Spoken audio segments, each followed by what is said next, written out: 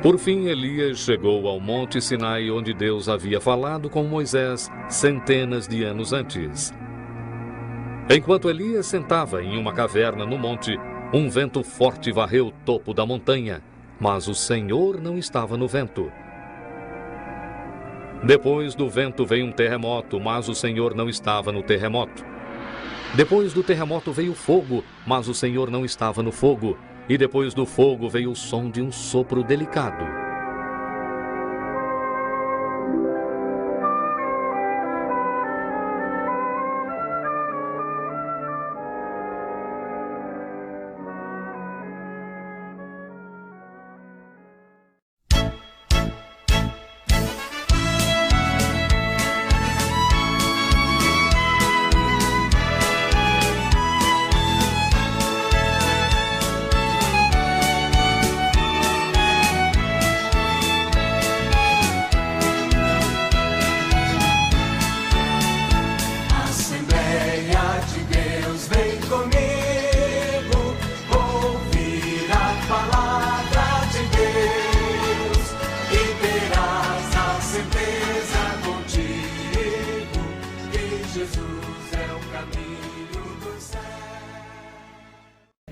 Conto com as orações dos irmãos para que possamos sair daqui pessoas melhores do que entramos, mais confiantes no Senhor, mais felizes, sabendo que o nosso Deus é um Deus que cuida de nós, um Deus que nos ama, um Deus que quando a gente pensa que vamos desistir, aí Ele chega e nos dá força, nos ajuda, nos anima, assim como aconteceu com o profeta Elias. Temos lido há poucos instantes, 1 Reis capítulo 19, versículo 9 ao 18, e foi uma bênção. E será uma bênção a continuação desse estudo, o início, né?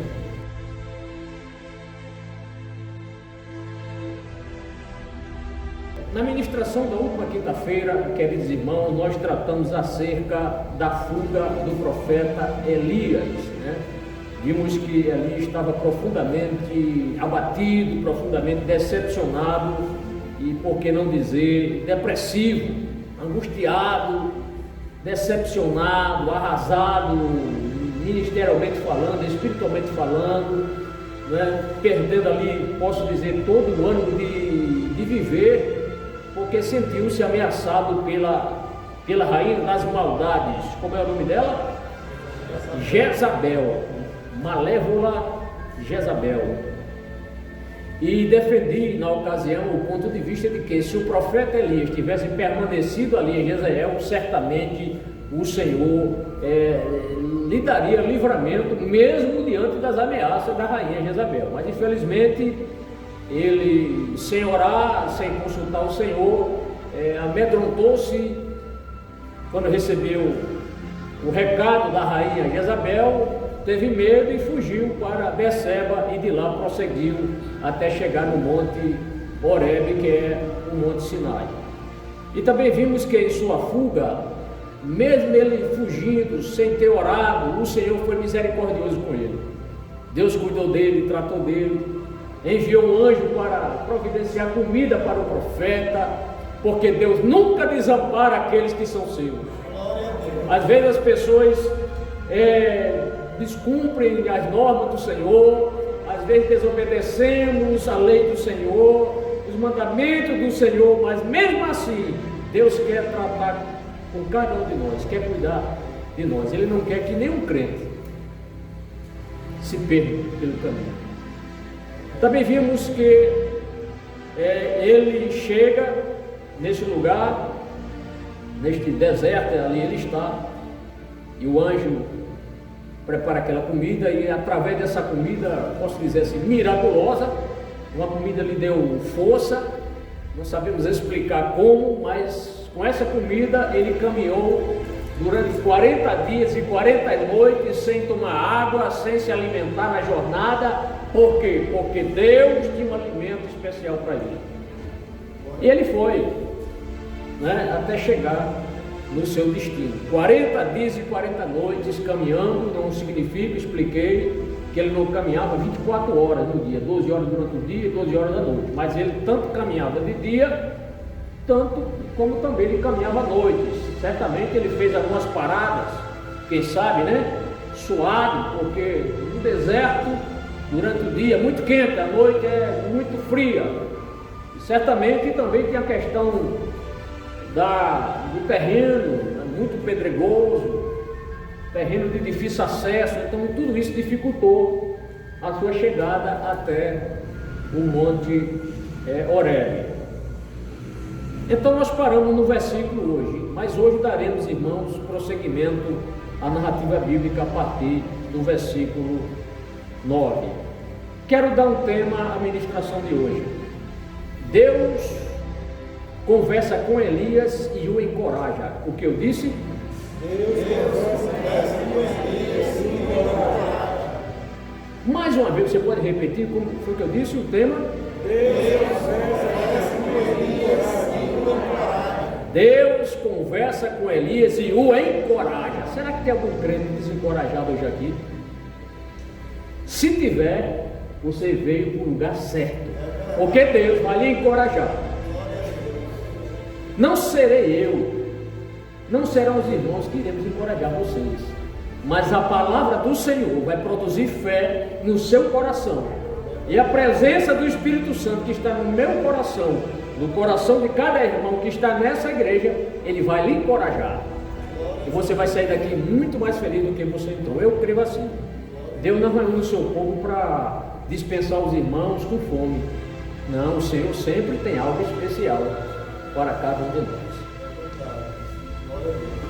Mas é necessário dizer, em nossa denominação, Igreja Evangélica Assembleia de Deus, eu estou fazendo aqui uma crítica construtiva, e eu espero que nossa igreja melhore. Quando eu falo igreja, eu não falo apenas da IADER, eu falo no aspecto geral, ou na igreja cristã, mas particularmente, como eu conheço a nossa igreja, desde um certo tempo, a Igreja Evangélica Assembleia de Deus, raramente as pessoas que pregam, as pessoas que ministram a palavra do Senhor têm um tema para aquela ministração, aquela pregação.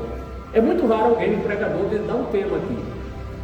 Eu não digo só aqui, mas em qualquer igreja evangélica você vai. Porque isso exige do pregador um certo preparo, um estudo, se debruçar no texto, ler a palavra, pesquisar, ver o comentário de outras pessoas, de outros comentaristas. Isso dá um certo trabalho, demora horas. Então, para eu ministrar aqui hoje, eu estudei 5, 6 horas, me preparando para trazer algo produtivo para os irmãos. Mas pregar sem dar um tema, isso não está correto. Mas eu espero que nós vamos melhorar isso. A igreja evangélica está acordando para isso. Isso é muito importante. Imagine você chegar na escola, você está sentado lá nos bancos escolares, na faculdade, no colégio, numa escola, e entra o professor e começa a ensinar, e não diz sobre o que ele vai ensinar. Sim, professor, o senhor começou o assunto, mas o senhor vai falar sobre o quê? Vai falar sobre a Revolução Francesa? O senhor vai falar sobre o iluminismo? Vai falar sobre o quê? Toda aluna espera que o professor diga: olha, o tema de hoje, abra na página tal, vou ministrar isso, não é verdade? E por que a igreja do Senhor a gente faz as coisas de qualquer jeito? Não, é importante dar um tema ao assunto, é importante trazer as divisões do texto, as subdivisões, isso é muito importante e facilita a compreensão dos irmãos. Amém, irmãos? Isso é muito importante. Então, ao pregar e ao ensinar irmãos obreiros, dê um tema ao assunto, coloque tópicos. Mas eu não sei, Senhor, comece, peça ao Espírito Santo, me ajude, e Ele vai ajudar. Ele está aqui para isso, que Jesus nos deu, Ele como Consolador, como nosso supremo professor, é o Espírito Santo, e Ele vai ajudar os irmãos. Daqui a pouco você vai ter prazer em preparar sermões textuais, sermões expositivos, sermões temáticos. O Senhor dá, irmãos, a nós. A capacidade está em mim, você não, mas o Espírito Santo nos capacita, nos ajuda, nos auxilia. Divida sempre o seu sermão em tópicos, faça uma introdução, depois você entra no desenvolvimento do texto e conclua a mensagem. Isso é muito importante. Amém? Então, se nas escolas fazem isso, por que na igreja tem que ser diferente? O melhor é para Jesus. Amém? Mas infelizmente, digo, muitos pregadores e ensinadores querem que Deus faça tudo. Não, Deus vai fazer tudo. Diz, não, irmão, Deus vai fazer tudo. Será? O que estiver ao alcance do homem, Deus não fará. Deus só faz aquilo que o homem não pode fazer. Mas se Deus nos deu inteligência, capacidade, tempo para nós meditarmos, estudarmos a sua palavra, claro que Deus vai querer nos usar. Amém? Então vamos ao nosso primeiro tópico. Esse estudo está dividido em 2 tópicos. O primeiro tópico, perguntas do Senhor a Elias.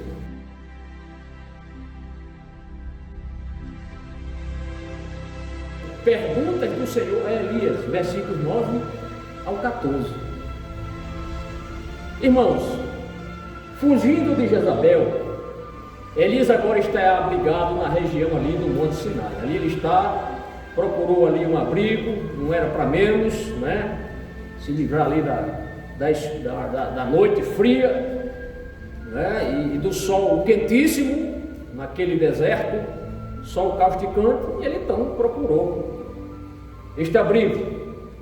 Na linguagem de hoje, a gente pode dizer que Elias estava no retiro espiritual. Irmão, escuta, não, vai ter um retiro espiritual. Então ele estava no seu retiro espiritual, né? Fugiu para lá. E diz o texto, vamos ler na Bíblia? Claro.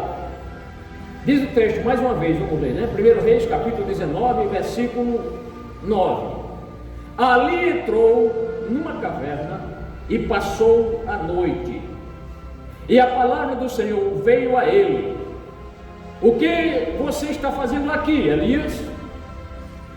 O que você está fazendo aqui, Elias? Agora percebam, irmãos, que Deus permitiu que o profeta passasse a noite, descansasse a noite na caverna. Observaram isso? Deus permitiu, no texto está mostrando isso. E é que o texto diz? E passou a noite. Então, Deus deixa ele chegar. Não vou falar com ele hoje não. Ele precisa descansar. Eu vou falar com ele no outro dia. Ele passou a noite, não é? Ali. Mas o texto prossegue. E a palavra do Senhor veio a ele. Então, durante toda a noite, dormiu, descansou. Mas a palavra do Senhor veio a ele. Irmãos, em algumas ocasiões o Senhor falou com Elias. Em algumas ocasiões, mas o teor da conversa, a Bíblia não resiste. Eu falei isso aqui em ministrações anteriores, como eu até falei a respeito do Senhor ter tratado com a viúva pobre. Eu ordenei uma viúva para cuidar de você. A gente não vê Deus falando com ela, mas o texto registra apenas esse fato. Em algumas ocasiões, também Deus falou com Elias. Por exemplo, foi o Senhor que mandou Elias convidar o rei, os 450 profetas de Baal, todo aquele negócio, aquele holocausto, foi Deus que falou com ele. Mas o relato, a conversa de Deus e Elias, nós não vemos. Mas aqui no texto, o texto é muito claro quando o próprio Senhor veio e falou com Elias. Pergunta inicialmente: quando foi a última vez que o Senhor falou com você? Obreiro, quando foi a última vez que o Senhor falou com cada um de vocês?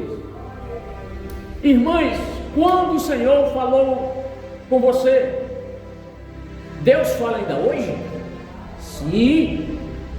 Qual o principal meio pelo qual o Senhor tem falado diariamente conosco? O principal meio é através da sua palavra, a Bíblia Sagrada.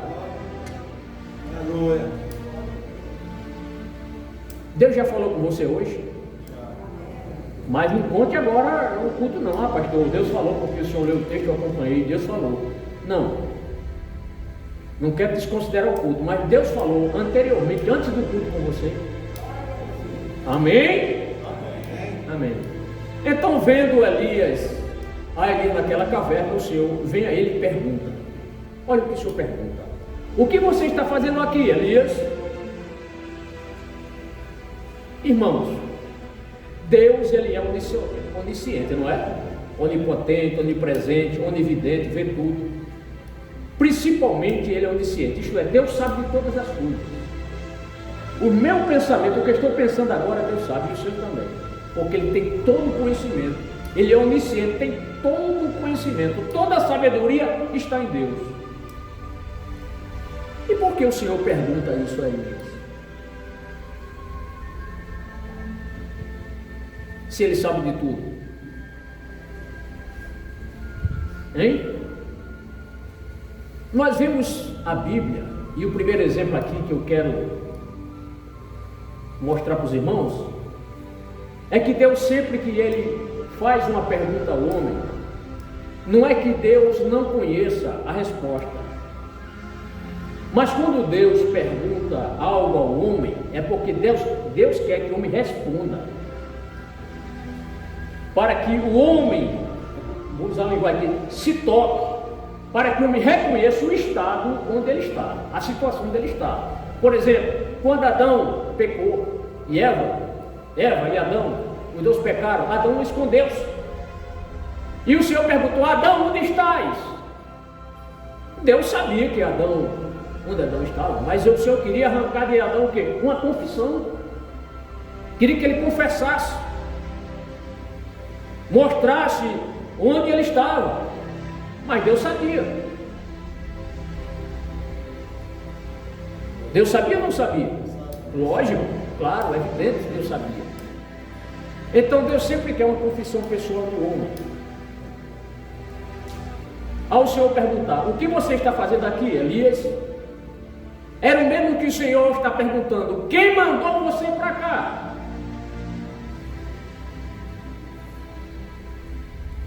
Por que você fugiu da ameaça de Jezabel? Era como se Deus estivesse perguntando. Por que você abandonou a minha obra, Elias? Por que você não está em Israel, Elias? Por que você está longe de sua casa, Elias? Então essa pergunta foi uma forma assim de ironia da parte do Senhor. Essa ironia. Por exemplo, você é pai, aí diz: filho, vai para a escola, viu? Tá certo, papai. Ele pega a bolsa e vai para a escola. Você pensa que ele foi para a escola, aí você vai para o shopping. Quando você está no shopping, você vê seu filho. O que você vai perguntar? O que você está fazendo aqui, menino? O pai não sabe que ele está no local errado. Deus sabia que Elias estava no local errado, mas Deus perguntou: o que você está fazendo aqui, Elias? Quem mandou você para cá, Elias? Que conversa é essa, Elias? Você vai abandonar minha obra, Elias? Então essa pergunta foi para que o Senhor levasse Elias a refletir a falta de sabedoria da parte dele, de discernimento. Não era para ele ter fugido, era para ele ter orado. Ora, que Deus, que guardou seu servo no desafio, deu a ele uma grande vitória diante de 450 profetas, será que Deus não daria vitória diante de uma mulher ímpia? Deus daria, mas na hora, irmão, bateu o desespero, a fraqueza humana no homem. E Elias, a alternativa que ele fez foi correr para não ser morto. Elias, ao invés de dar uma resposta clara e convincente, começa a dar evasivas, desculpas. Deus fez uma pergunta e ele respondeu outra coisa que não tinha nada a ver. E será que Deus não sabia a situação de Elias? Sabia. Então ele não tinha uma desculpa plausível para justificar-se diante do Senhor porque ele estava ali. Aí ele citou o quê? Está no versículo número 10. Vamos a ele. Ele respondeu: tenho sido muito zeloso pelo Senhor, o Deus dos exércitos. Os israelitas rejeitaram a tua aliança, quebraram os teus altares e mataram os teus profetas à espada. Sou o único que sobrou, e agora também estão procurando matar-me. Então Elias começa a mostrar, primeiramente, que ele tinha sido fiel à doutrina. Sou fiel ao Senhor. Quando ele diz: tenho sido muito zeloso pelo Senhor, Deus dos exércitos. Um zeloso, um bom obreiro, temente ao Senhor. Mas depois ele começa a culpar o povo. culpar o povo, esquecendo inclusive, ele esqueceu inclusive de dizer isso: Senhor, a culpa é de Jezabel, a culpa é de Acabe, aquele rei ímpio que casou com aquela mulher. Ele culpou o povo, quando ele diz assim: os israelitas rejeitaram a tua aliança, quebraram os teus altares e mataram os teus profetas à espada. Era como se ele estivesse dizendo: Senhor, não adianta eu pregar, o povo está espiritualmente morto, aquele povo é frio, Senhor. O Senhor deu aquela vitória para mim ali, naquele holocausto, e ninguém se converteu, e o reino se converteu. Não adianta mais pregar, Senhor. É malhar ferro no frio, é enxugar gelo. Aquele povo só teve assim uma conversão momentânea. O povo até disse que só o Senhor é Deus, só o Senhor é Deus, mas ninguém me defendeu. Quando Jezabel mandou um recado, ninguém quis me defender, ninguém me deu um abrigo, ninguém disse: Elias, fica aqui escondido na minha casa. É a minha forma de eu pensar. Eu estou aqui pregando, não que ele tenha dito com essas palavras, mas são questões que a gente levanta nessa hora. Então não adianta pregar. E depois ele achava-se o único crente ali, o único crente de Israel. Sou eu o único.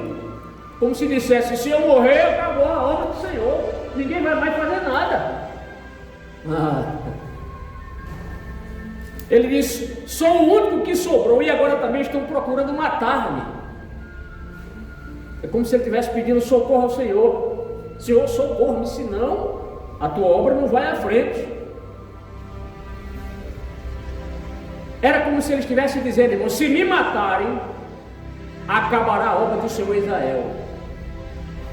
Se me matarem, pronto, acabou o plano de Deus, acabou o pacto com Abraão, acabaram-se as promessas, o pacto abraâmico, o pacto sinaítico, o pacto davídico, acabou-se tudo, Senhor. Pergunta: você se considera uma pessoa insubstituível na obra do Senhor? Obreiros, irmãos, irmãs, tocadores, todos. Elias achava-se insubstituível. Só tem eu, Senhor, e se me matarem, achou-se insubstituível.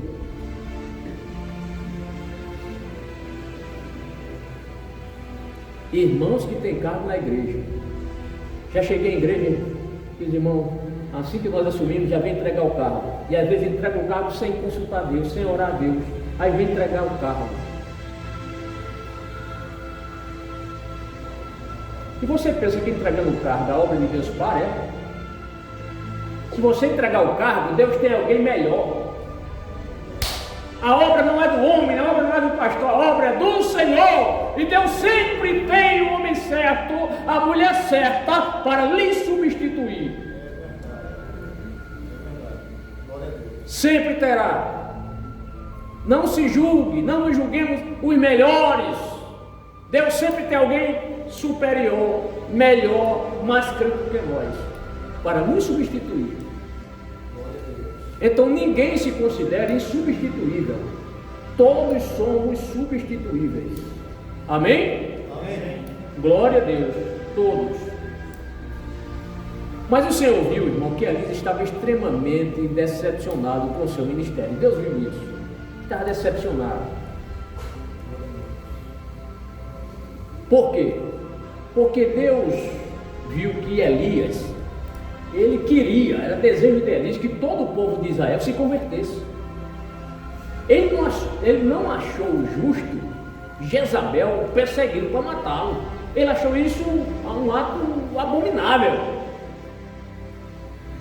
O homem de Deus que deu vitória, o povo estava desviado, aí ele traz o povo de volta para dizer que o Senhor é Deus. Agora este povo, a rainha, o rei, querem matá-lo. É como se, Senhor, isso não é justo.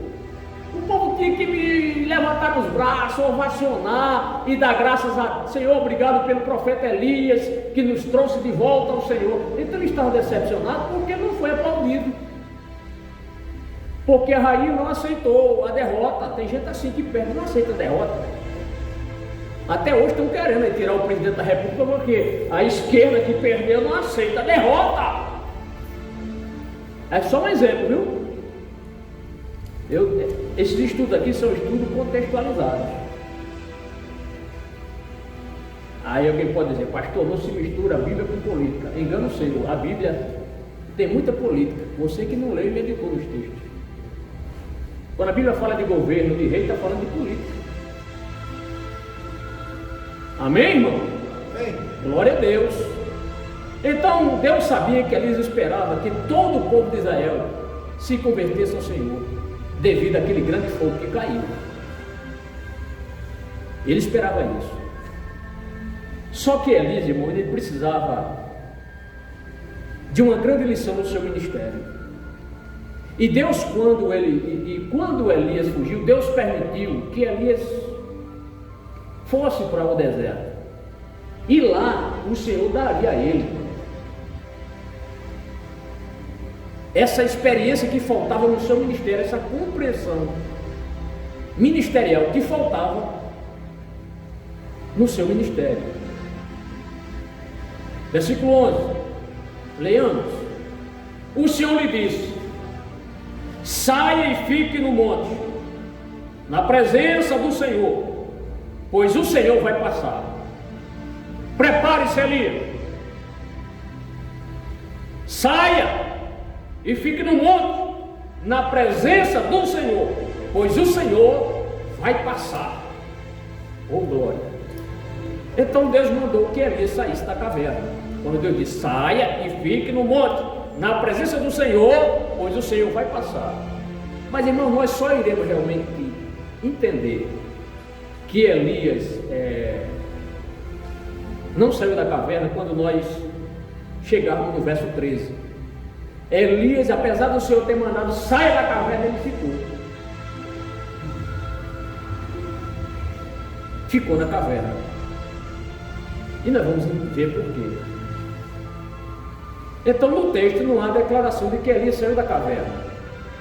Mas quando chegar no versículo 13, os irmãos verão que realmente, quando o Senhor fez essas 3 demonstrações de poder, ele estava lá enclausurado na caverna, dentro da caverna, no interior da caverna.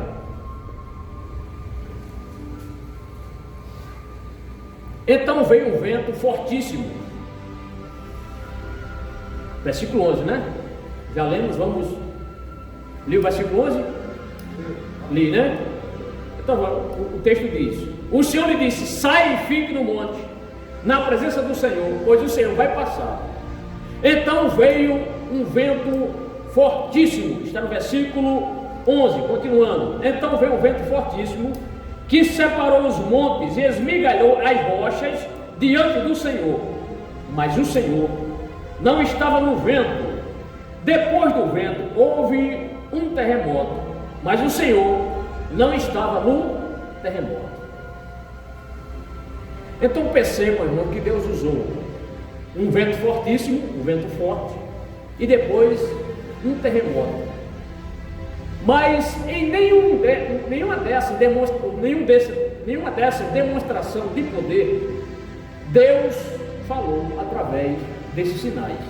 Passou o vento forte, ele não ouviu nada da voz do Senhor. Agora o Senhor enviou um terremoto forte, que abalou ali as rochas, as montanhas, mas Deus não falou através desses 2 sinais.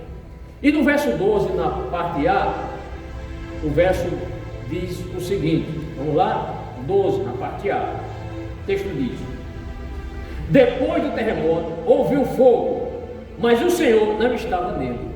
Então, vento, terremoto e fogo, mas o Senhor não estava nele. Então percebam novamente, um vento forte e Deus não falou, um terremoto e Deus não falou, e o fogo e Deus não falou. Em nenhum desses 3 grandes sinais houve sequer a voz do Senhor. Amém? Nenhuma voz saiu. Pergunta: o que podemos concluir nisso? O que eu posso concluir? O que você pode concluir? Por isso que eu estou aqui nessa noite, para ministrar aos irmãos. É que, irmãos, sinais, por maiores que sejam os sinais, nenhum sinal tem o poder de converter genuinamente o coração de uma pessoa. Pode ser o maior sinal, grande sinal, não tem poder de converter genuinamente. Pode converter temporariamente, mas genuinamente não. Genuinamente só com a ação do Espírito Santo, e sendo regada a sua vida da oração, da leitura da palavra do Senhor, da adoração, na frequência aos cultos, no estudo, no ensino, no louvor, no trabalho. Aí é que você vai se convertendo, vai se santificando aos poucos. É algo paulatino. Mas ninguém pode dizer: eu vi um grande sinal, caiu fogo do céu, eu agora sou santo, eu agora já leio a Bíblia. Não. O sinal, esses sinais foram demonstrações de Deus para Elias aprender. Elias, se eles não se converteram, se o rei Acabe não se converteu e alguns do povo, porque viram eu enviar fogo do céu, não fique preocupado com isso não, Elias. Olha, mandei 3 sinais, eu falei através desses 3 sinais. Eu pergunto aos irmãos: quando Deus enviou, Elias orou e Deus mandou fogo do céu, Deus falou? Deus falou? Não, Deus não falou. Verbalmente Deus não falou. Ele demonstrou seu poder mandando fogo, mas Deus não falou. Os irmãos concordam? Agora estou na dúvida com você, me ajuda aí a pregar. Quando Deus enviou o fogo, Elias orou. Quem falou ali foi Elias. Deus mandou fogo, Deus falou? Não, Deus apenas mandou fogo, mas Deus não falou. A voz de Deus apareceu ali. É diferente. Quando Jesus foi batizado, Deus falou: este é meu filho amado em quem me comprazo. A voz foi ouvida, a voz do Senhor. Mas ali, apesar do Senhor ter dado a demonstração do poder, de que estava com Elias, de que era o verdadeiro Deus, Deus não falou com a voz audível. Deus não falou. Amém? Então, os sinais, nem sempre, ele pode até impressionar. Jesus fez muitos sinais, muitos milagres, e realmente impressionava as pessoas. Impressionava. Mas nem todas as pessoas que viram os sinais se convertiam. Chegou a um determinado ponto e Jesus disse: vocês estão me seguindo porque eu transformo o pão, porque não falta comida para vocês, é por isso que você me segue. Não é para ouvir minha palavra não, a minha doutrina não, é que vocês estão acostumados a ganhar a cesta básica. Aí você me segue por isso. Por isso eu pergunto: como o rei Acabe e o povo iriam verdadeiramente se converter, se naquele fogo quentíssimo do holocausto o Senhor não falou? Como é que ele iria se converter, se o Senhor não falou? Agora observa a segunda parte do verso 12, quando diz assim, segunda parte do verso 12, diz assim: e depois do fogo houve um murmúrio de uma brisa suave. Depois do fogo houve um murmúrio de uma brisa suave. A esse murmúrio Elias ouviu. Ele ouviu, ele deu atenção. Uma coisa suave assim, um murmúriozinho do vento. Aí ele ficou impressionado. Não é o que diz o verso 13? Olha o que diz, vamos consultar, acompanhe.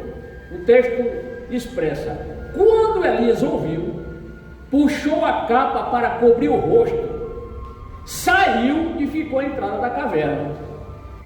Então, quando o Senhor enviou o vento forte, o terremoto, e enviou também o fogo, Elias estava na caverna.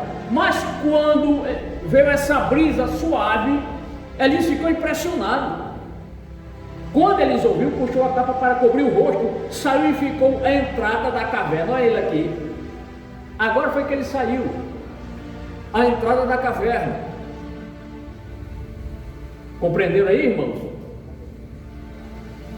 Então perceba que durante aqueles 3 sinais, repito, o vento, o terremoto e o fogo, Elias estava dentro da caverna.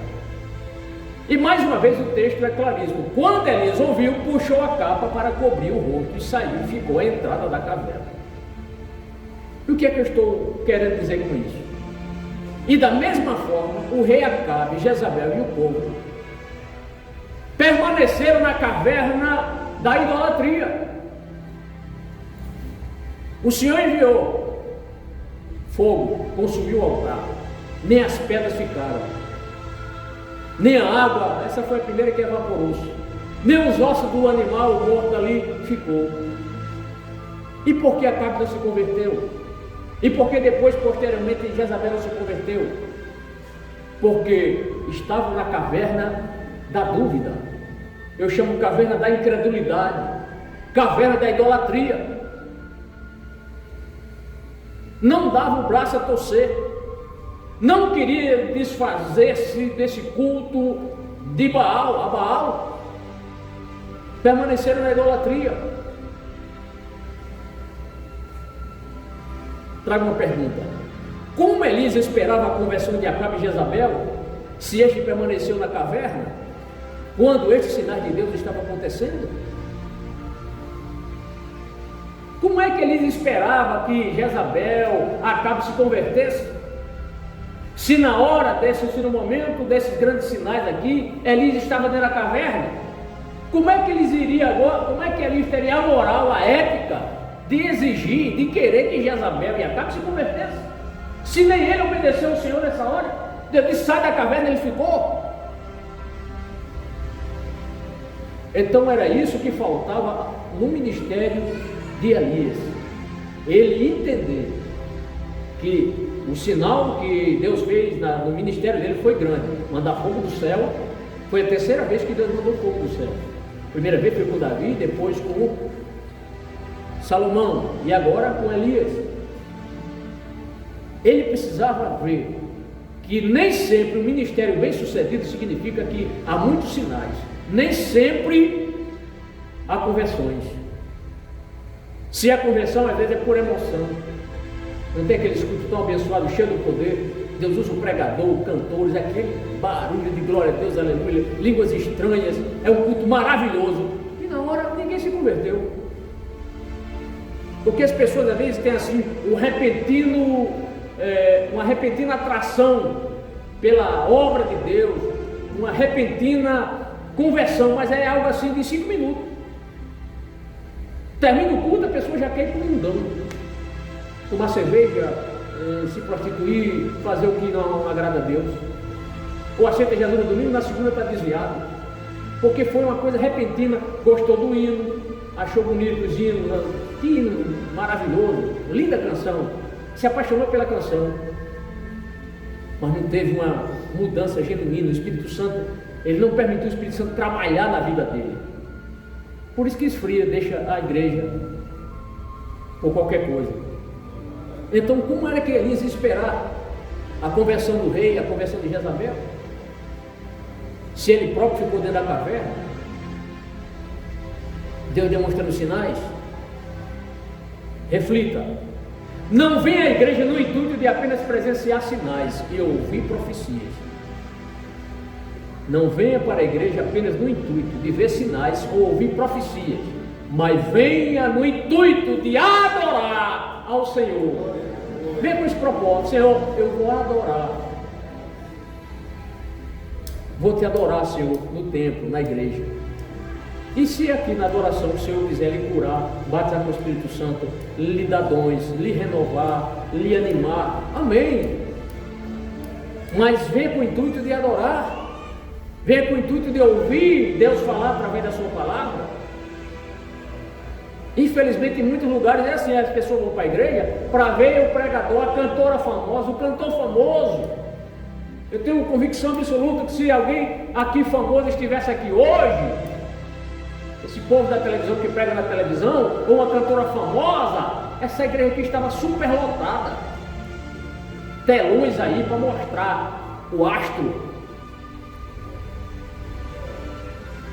Aí eu pergunto, quem é a estrela do culto?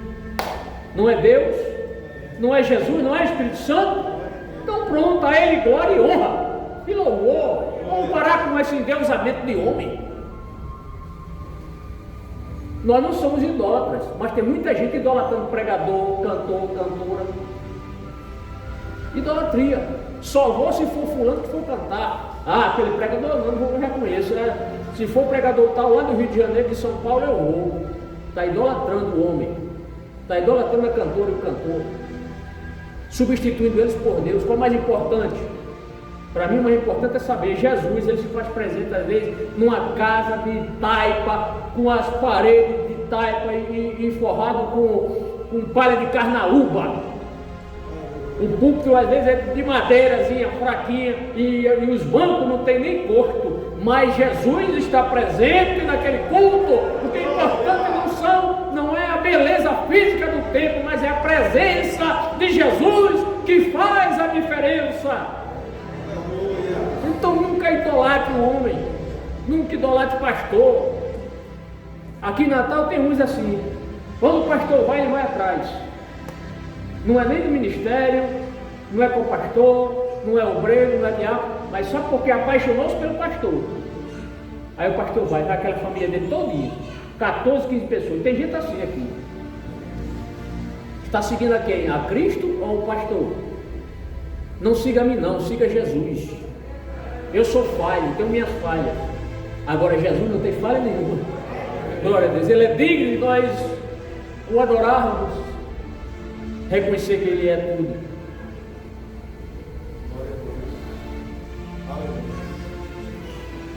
Outra coisa, de vez em quando igrejas fazem movimentos, não é verdade? Agora até que parou por causa da pandemia.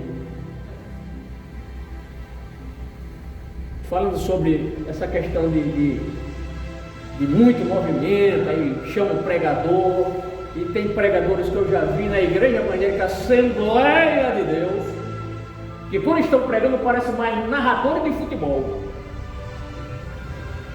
Não fazem as paradas. Parece que está narrando um jogo. E não é jogo da televisão não, que é mais devagar, é na rádio. Sabe aquela coisa bem rápida? Não tem começo, nem princípio, nem fim. Um culto infrutífero. Não produziu nada. Pregações infrutíferas. Pregações cujos efeitos terminam assim que ele entrega o microfone e acabou.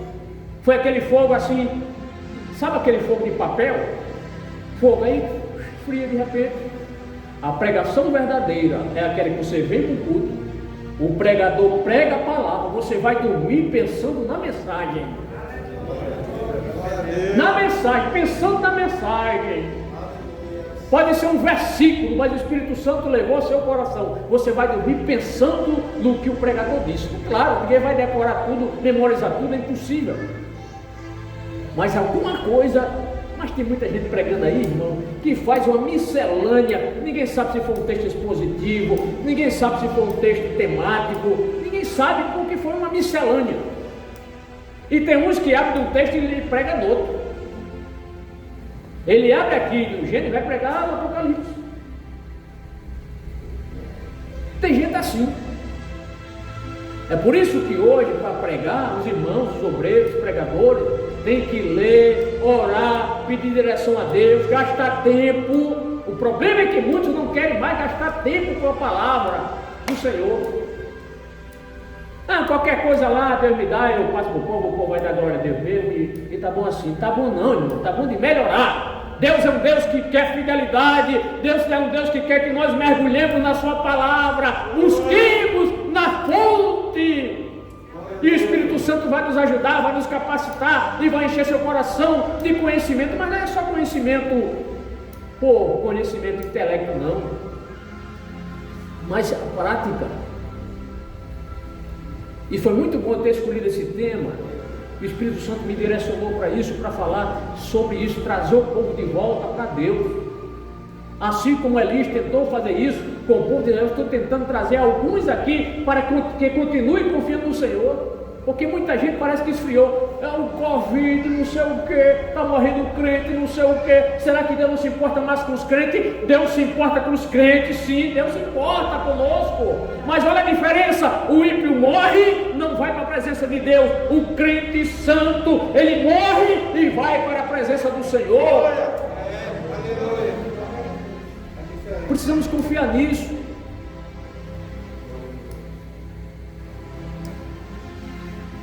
E outros que gritam, é só gritar, grita, sua, fica suado no púlpito e pula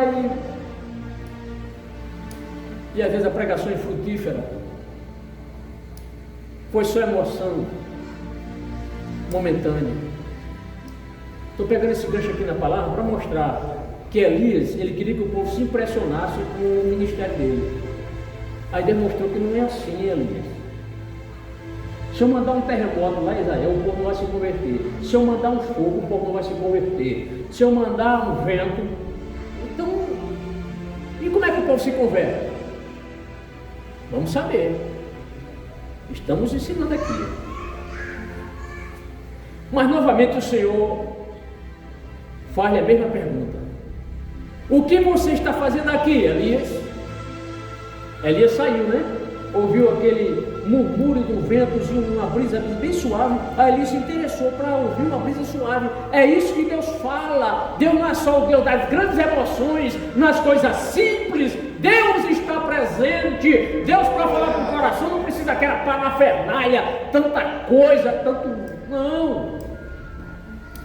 Deus fala às vezes aqui usando uma irmãzinha simples, ou um irmão simples, que às vezes não sabe nem escrever o nome, vem contar o testemunho aqui, fala errado e o Espírito Santo usa ela. Então, esse negócio de Deus só usar pregadores famosos e grandes, não, Deus usa os pequenos também. Para que pregação maior do que aquela menina lá de Israel, quando estava lá no cativeiro, lá na Síria, pregou para Naamã, né? E era menina de testemunho, e aconteceu um milagre.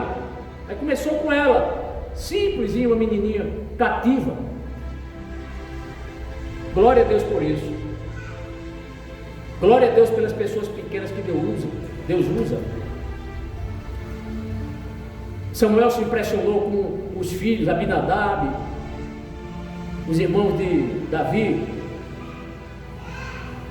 Esse que é alto, não é esse não. Aí o pequenininho lá, que nem estava fazendo parte da família, estava cuidando das ovelhas, veio, aí o Senhor, é ele, pode ungir ele, é ele que vai ser o rei de Israel. Né? Quem diria, né? Deus é um Deus que tem surpresa. Sabe por quê, irmão? Porque muitas vezes a gente quer impressionar os homens, mas quando Deus quer confundir os homens, mostrar que a glória é dele, Deus humilha uns para exaltar outros. Né? Eliabe, Abinadab e Samar, todos fortes, guerreiros, faziam parte do exército de Israel, mas nenhum tinha o coração voltado para o Senhor, nenhum tinha o coração. Aí lá vai o pequenininho, o baixinho, o caçula, cuidar das ovelhas. Aí lá ele está lá compondo salmos, louvando o Senhor, né? Crendo no Senhor. Aí o Senhor prestou atenção no coração de Davi, aí disse: menino vai ser rei. Eu quero ele para ser rei da nação de Israel. E foi rei, o maior rei de Israel, Davi. O mais rico foi Salomão, mais famoso, mas o rei melhor de Israel foi Davi, o rei Davi. Voltemos para o texto. Quando o Senhor diz: o que você está fazendo aqui, Elias? Irmãos, era o medo que o Senhor dizer: este lugar não é para você ficar, Elias. Você não vai ficar aqui, Elias. Quando o Senhor diz: o que está fazendo aqui, Elias? O Senhor perguntou a primeira vez, ele estava na caverna, não foi? Na segunda vez ele estava fora da caverna. Aí o Senhor perguntou: o que é que você está fazendo aqui, Elias? Era como se o Senhor estivesse dizendo: Elias, seu ministério não parou. O que é que você está fazendo aí parado na entrada? Quem disse que eu disse missão cumprida, Elias? Quem disse que eu dei um basta, Elias? Era isso que o Senhor estava perguntando a Elias. Nesse sentido: o que faz aqui, Elias? Eu não falei que Deus é o Deus da segunda chance? É o Deus da segunda oportunidade? É o Deus do segundo toque? Deus é esse Deus. Aqui não é local para você agora. A minha obra, você deve continuar a fazer, Elias. Não é hora de entregar o cargo, Elias. Não é hora de aposentar o seu instrumento. Olha aí para o músico. Não é hora de você entregar a sua classe. Eu ainda quero trabalhar na sua vida. Eu vou usar você na minha obra, obreiro. Deus quer usar cada irmão na sua obra. Não é tempo de parar, é tempo de recomeçar. Glória a Deus. E em resposta, Elias continuou queixando-se da apostasia de Israel. Os irmãos observaram que a mesma palavra que ele disse no versículo 14, ele já tinha dito no versículo 10. Ctrl-C, Ctrl-V, a mesma coisa, mesma palavra. Ele respondeu, o Senhor perguntou a ele, né? O que faz aqui, Elias, a segunda vez? Que diz o versículo 14, diz assim, verso 14, ele respondeu: tenho sido muito zeloso pelo Senhor, o Deus dos exércitos. Os israelitas rejeitaram a tua aliança, quebraram os teus altares e mataram os teus profetas, a espada. Sou o único que sobrou, e agora também estão procurando matar-me. Ele já tinha dito isso para Deus? É que ele não tinha uma resposta convincente para dar a Deus, para dizer ao Senhor. Aí ele, Senhor, repetiu lá as mesmas palavras, mas Deus já tinha ouvido ele falar isso.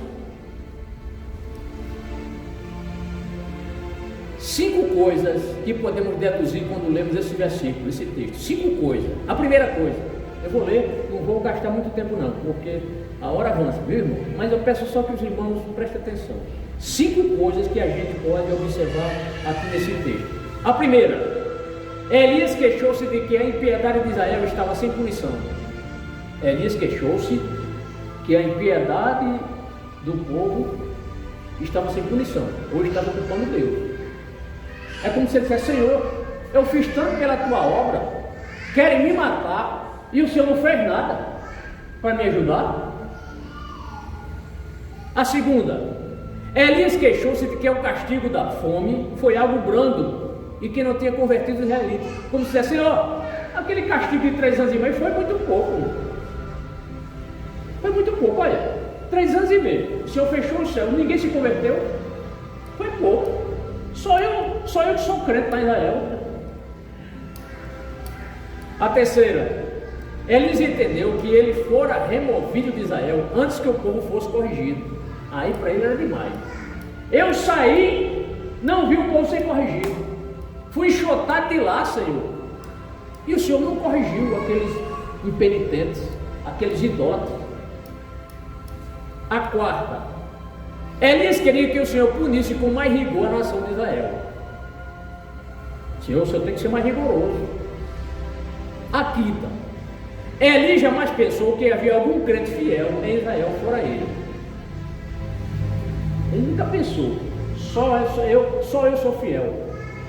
E aquele 100 lá de Obadias, que Obadias falou para você, rapaz, que ele escondeu de 50 em 52 cavernas, ele não considerou eles como profeta. Não considerou. Se fosse profeta, ele vinha para o meio do fogo, vinha arriscar o pescoço, ficar escondido. Eu sou profeta, eu arrisquei a minha reputação, a minha vida. Eu sou profeta. Caminhamos para o segundo tópico, irmão. Temos 20 minutos. A nova missão dada a Elias.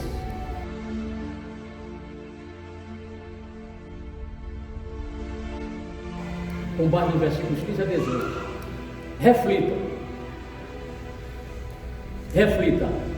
Não importa quanto ou com que frequência seus servos tenham falhado com ele, Deus nunca fica sem saber o que fazer. Vou repetir.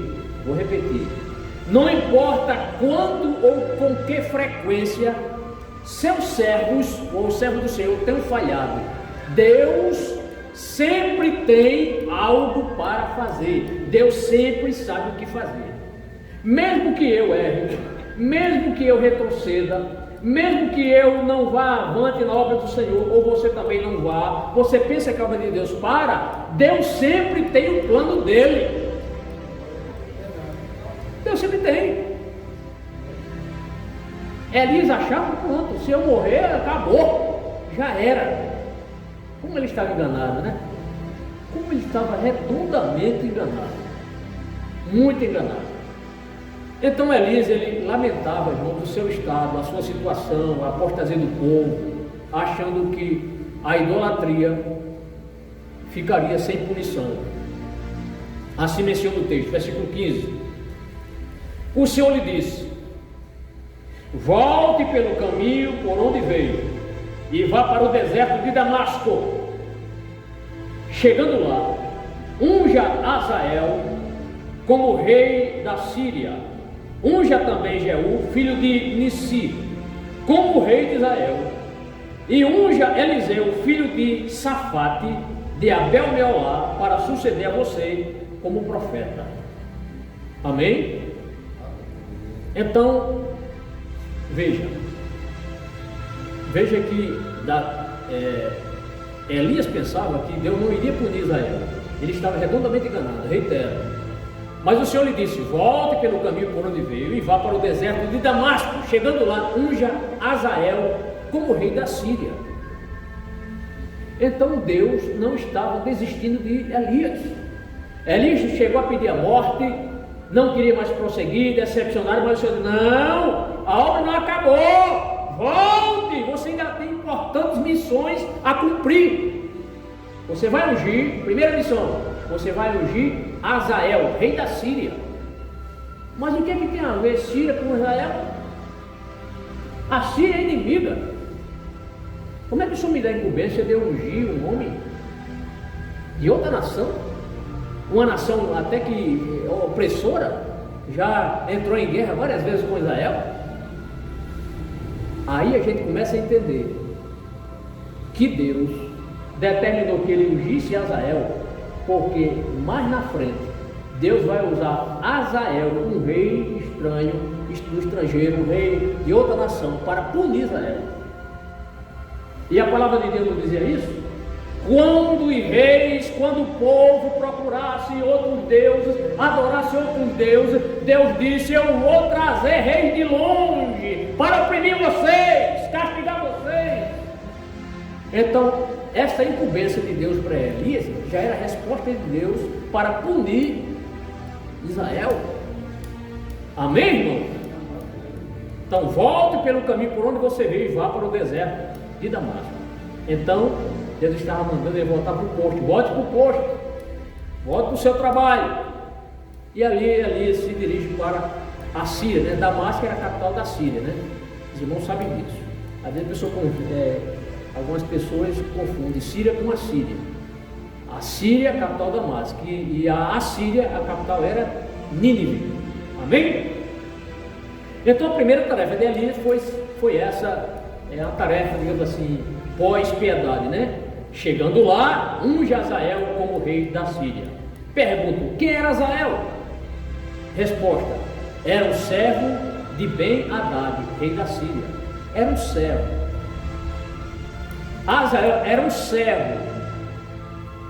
Não era da família de Ben-Hadad, não. Era um simples servo. Mais na frente, você estudando o texto, você vai ver como ele chegou a ser rei lá na Síria. Interessante a história deste grande homem Azael.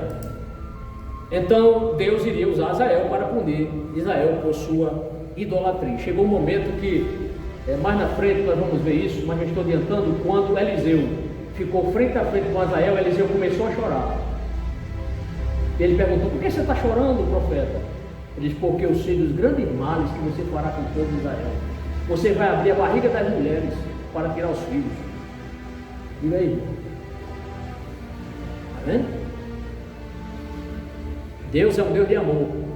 Mas para punir idólatra sem jeito, aí Deus usa mesmo. Deus vem com tudo, irmão.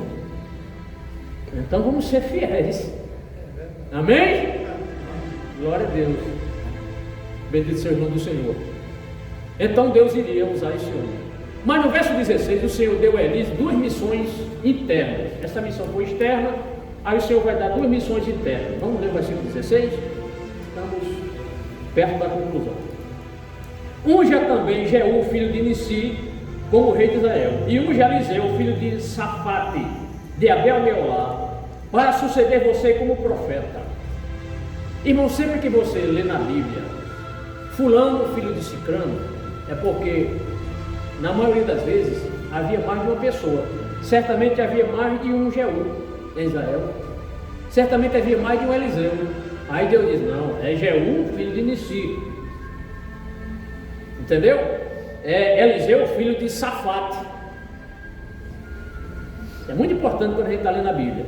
É como, por exemplo, lá no Novo Testamento, Tiago, filho de Zebedeu, mas tem Tiago, filho de Alfeu, para não confundir, entendeu? Então isso é muito importante, você ficar atento quanto a essa questão. Então, o nome do pai é que fazia distinção em muitos locais. Agora, note que primeiro o Senhor mandou que Elias ungisse primeiro uma pessoa para ser rei. Como era o nome dele? Hein? Jeú, irmão. Unja também Jeú, filho de Nissi, como rei de Israel. Aí você diz: pastor, mas quando eu leio a Bíblia, depois do rei Acabe foi o rei Acasias. Por que não foi Jeú? É porque Acasias era filho de Acabe, e Deus permitiu que Acasias reinasse, para depois Jeú exterminar Acasias e todos os idólatras. Somente na época do reinado de Jeú é que o baalismo foi extinto. Mas rapaz, sabe uma coisa? Não quero saber mais esse negócio de Baal, não. Dá certo não. Vamos adorar somente a Deus. Mas Deus usou Jeú. E por que Deus não matou logo Acasias? Porque Jeú não matou logo o rei Acabe? Porque Acabe iria morrer de outra maneira. Deus usou Jeú para punir toda a dinastia de Acabe. Deus é amor, mas também Deus é um Deus terrivelmente poderoso. Amém, irmão? Você assusta essa palavra terrível? Não, Deus é terrível. Sim, poder significa que Ele não é aquele Deus, é um Deus assombroso, é um Deus maravilhoso, é um Deus poderosíssimo, o nosso Deus, né? Glória a Deus. Então, a incumbência Deus deu ao profeta. Primeiro ungir como é o nome do homem? Jeú, rei. Depois ungir Eliseu, filho de Safate. Então, anos depois foi que Jeú exterminou toda a família de Acabe. Na sequência, o Senhor manda que Elias unja um sucessor. Aí agora Elias vai conhecer que ele terá um sucessor, ou seja, o ministério dele já está começando já a se findar, mas Deus não deixa a obra dele pela metade, né? É aquilo que eu falei, Deus sempre tem um homem fiel para uma determinada tarefa dele. Elias vai sair de cena, mas Deus tem um homem fiel, e realmente Eliseu era um homem muito fiel, um homem muito crente. E unge Eliseu, filho de Safate, de Abel-Meolá, para suceder você como profeta. Então, Deus revela a Elias que não deixará a idolatria de Israel sem a justa punição, quando Deus diz assim no versículo 17, olha só: Jeú matará todo aquele que escapar da espada de Hazael. Então, Deus iria primeiro usar a Síria, quem escapasse da espada de Hazael, aí ó, e Jeú matará todo aquele que escapar da espada de Hazael, e Eliseu matará todo aquele que escapar da espada de Jeú. Pronto. Então Deus estava dizendo para Elias o que? Elias, não pense que a idolatria ficará impune. Eu vou punir os idólatras. Aí eu pergunto: Deus deu chance para o povo se converter? Deu. O povo tinha lei? Tinha. Mas não obedeceu. Não obedeceu. Demonstrações de poder Deus deu? Deu demonstrações. O povo não se converteu. Deus deu um profeta, aí eles mataram os profetas. Não queremos profeta, nós queremos profeta aqui de Baal. Profeta de Deus aqui não tem vez. Foi o que Jezabel fez, mandou matar todos os profetas praticamente. Não queriam profeta. Sabe por que não queriam? É porque Deus, quando usava um profeta, sempre usava o profeta para trazer o povo de volta para Deus. E quando Deus usava o profeta condenava as práticas imorais e idólatras do povo. E o povo não queria correção. O povo já estava acostumado a pecar. O povo não quer correção, é como hoje. Tem gente que não quer doutrina, culto de doutrina, ele quer culto de louvor, louvorzão. Não quer culto de doutrina, porque não quer ensino. E o povo lá também não estava querendo, não. Não quero profeta aqui para corrigir a gente, não, rapaz. A gente quer um profeta aqui para dizer, faça isso mesmo. Os profetas de Baal não condenavam as práticas imorais, não. Para o povo estava tudo bem, mas para Deus estava tudo errado.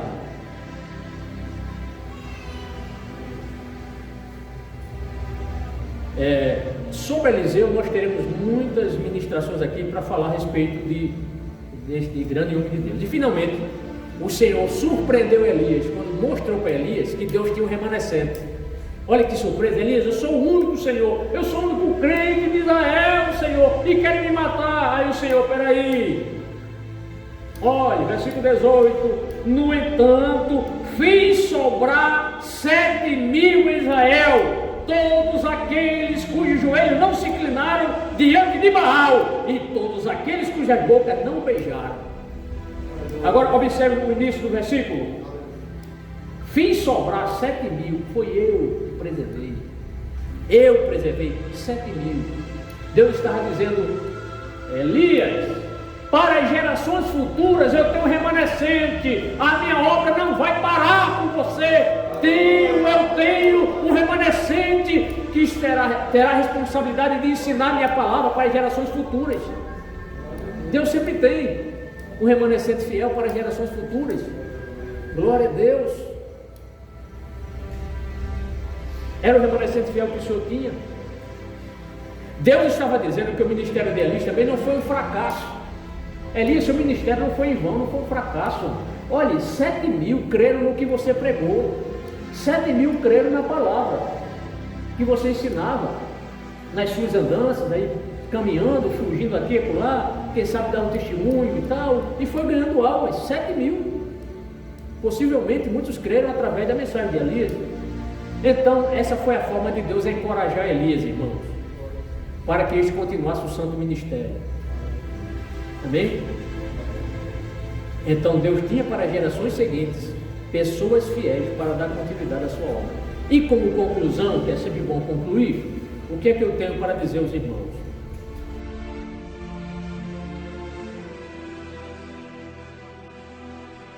Deus, primeira coisa, Deus não trabalha de forma espalhafatosa, impressionante, muita pirotecnia, muita coisa moderna na igreja assim, como a gente vê em muitos lugares assim, apagar a luz, aquele flash de luz assim, para impressionar o povo, entendeu? Tem igreja assim, é pirotecnia, se não fizer isso o povo não vai.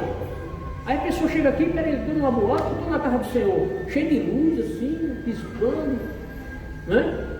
Mas Deus salva a alma, não precisa ter essas coisas não. Amém, irmão? Amém? No culto simples o Senhor opera, o Espírito Santo opera e a alma se converte. Não é? Deus está nos dizendo que sua voz é suave e que traz a sua palavra aos nossos corações, ouvidos dos que escutam. Quando a pessoa está atenta no culto e alguém está pregando a palavra, não precisa que eu gritar, dar cambalhota aqui, dizer que estou vendo um anjo para lá e para cá, né?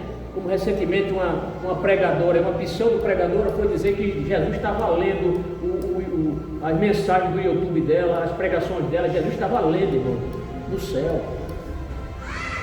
Será que Jesus precisa ler para saber? Vamos ver se você está tendo muitos seguidores. O que é isso, irmão? E o povo acredita nessas bizarrices aí. foi no inferno não sei quantas vezes, foi no céu não sei quantas vezes, e viu isso e aquilo.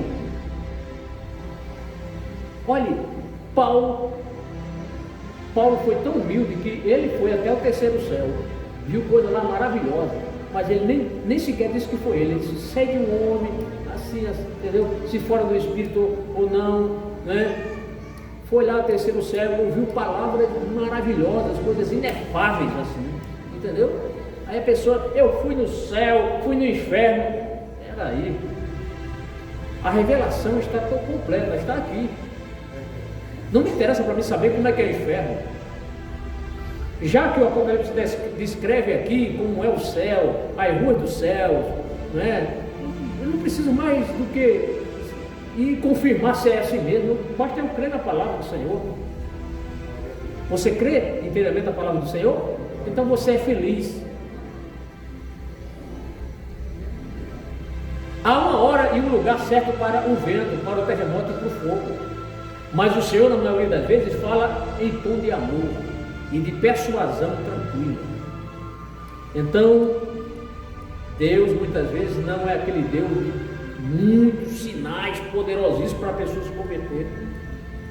Olha o povo de Israel, atravessaram a pé seco o mar vermelho. Quando chegaram no deserto, diante das provações, começaram a duvidar de Deus.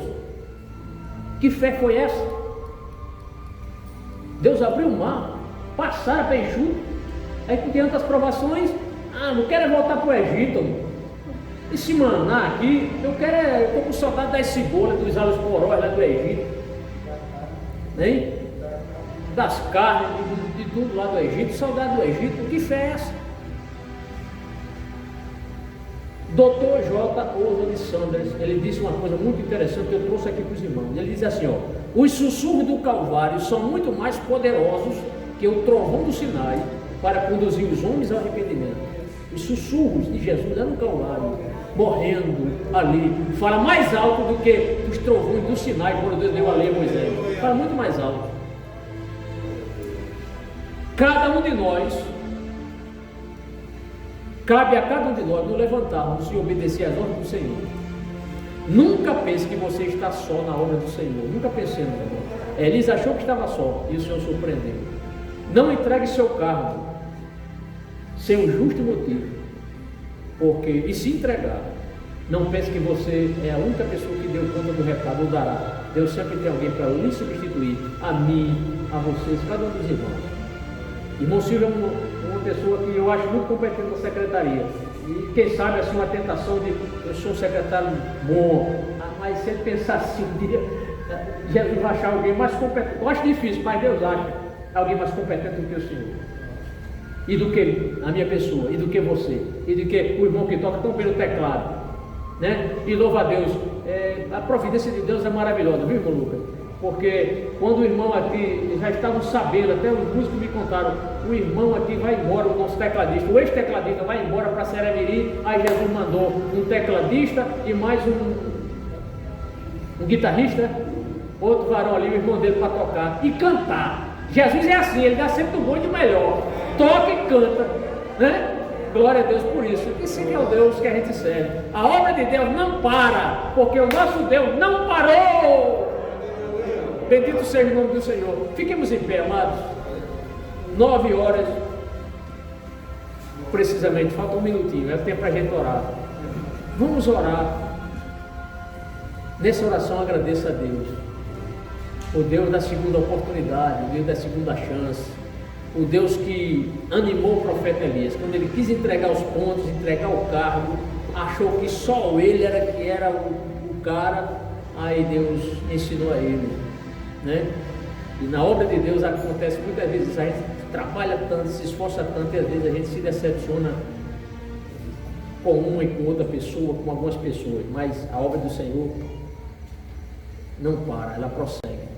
Senhor, nosso Deus, ó Senhor, nós queremos te louvar e te bendizer, Senhor, porque tu és um Deus que não falha, tu és um Deus perfeito, tu és um Deus que nos acompanha, Senhor, tu és um Deus que cuida da tua obra, tu és um Deus fiel, tu és um Deus que estava com Elias, Senhor, naquele deserto, mas é o Deus presente que está conosco nesta hora.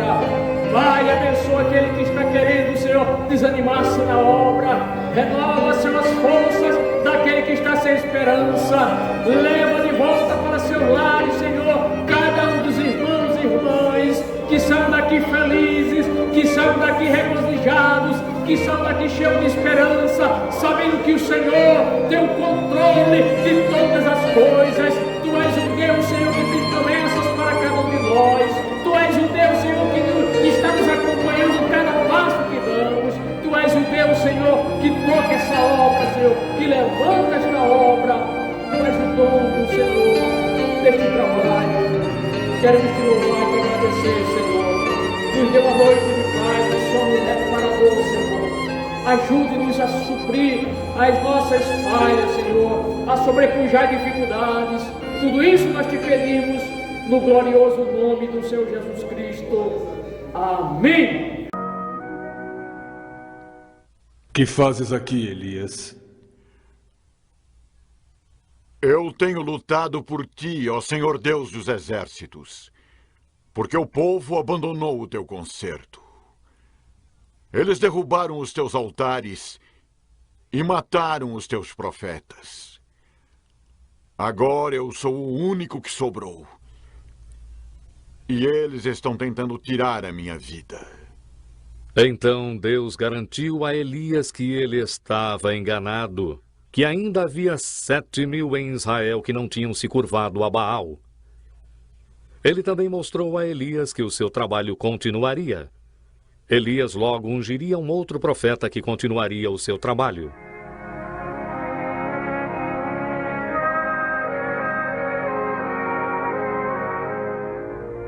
E assim, com fé e coragem renovada, Elias deixou o Monte Sinai para continuar o seu trabalho.